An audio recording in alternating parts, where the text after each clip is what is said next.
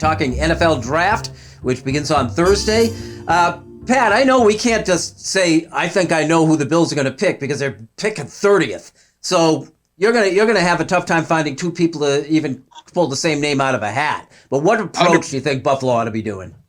No, you're totally right, 100%. And what makes it even more complicated is there isn't a giant need for the Bills. I look at it, if we're going to talk specific players, there's 4 players I think the Bills are leaning towards, if it's there, right? 3 out of the 4 being defensive. The one major need, if the Bills have a need right now, is a corner to start opposite Tre'Davious White. I like Caleb Farley out of Virginia Tech. You're going to need to replace your defensive ends, whether it's Mario Addison or Jerry Hughes in a season or 2. I like that kid Jalen Phillips, a defensive end out of Miami. He also played at UCLA. And when it comes to interior defensive linemen, you got Star Latulele, you got potentially Harrison Phillips, Christian Barrymore, defensive lineman out of Alabama. But if I had my choice, just because I want to see something exciting happen, right?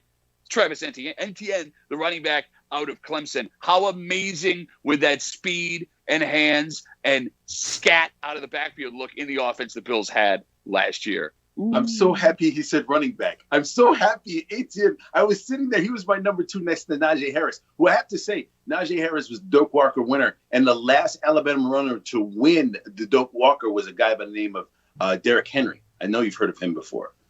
2,000 yards, great season, great running back, Tennessee. So I would look at Najee Harris, but I'm so happy you said to Etienne. I'm so happy he said running back. What have I been saying for the last year and a half? The Bills need a good quality running back, and maybe they can draft them late in the rounds. Although I have no idea what Bean wants to do. So you got a running back. Pat's got a cornerback. I think it's an edge rusher because I think the Bills are very much locked into the idea that with Josh Allen under his rookie contract, this is the window of opportunity. I know, Pat, you've talked about this a lot. This is the window of opportunity. They got 2 years where they don't have to pay their quarterback an awful lot of money, and they want a guy that they can bring in, plug in, and contribute immediately, Pat. Yeah, but here's the problem with that theory.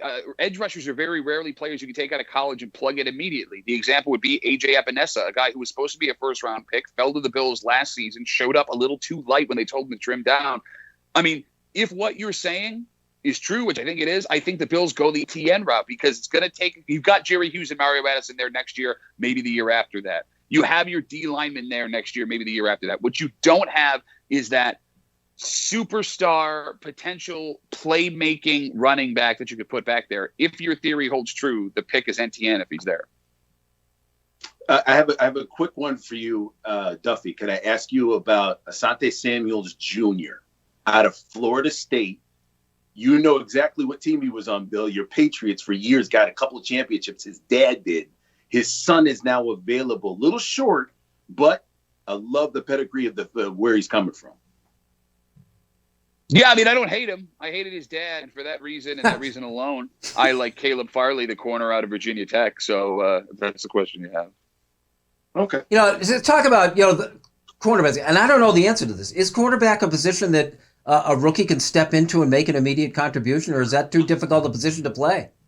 Well, I mean, historically, it's been no, but the Bills have gotten lucky the last 2 times they went high. When they took Ronald Darby in the second round, he stepped right in and started, and you can make the argument his best season was his rookie season in Buffalo. And then, I mean, Tre'Davious White has been nothing but on an upward trajectory, with the exception of last season, since he was drafted. I mean, you're taking a risk, but you also have a Levi Wallace there to work them in slowly. Hopefully by the end of the season, by the time you hit the playoffs, that is a ready-to-go, straight-up starting corner in the NFL.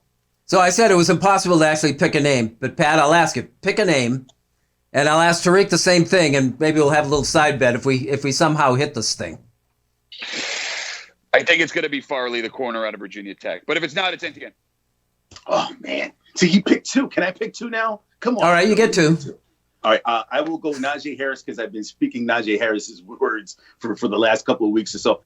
Let's go J.C. Horn out of South Carolina.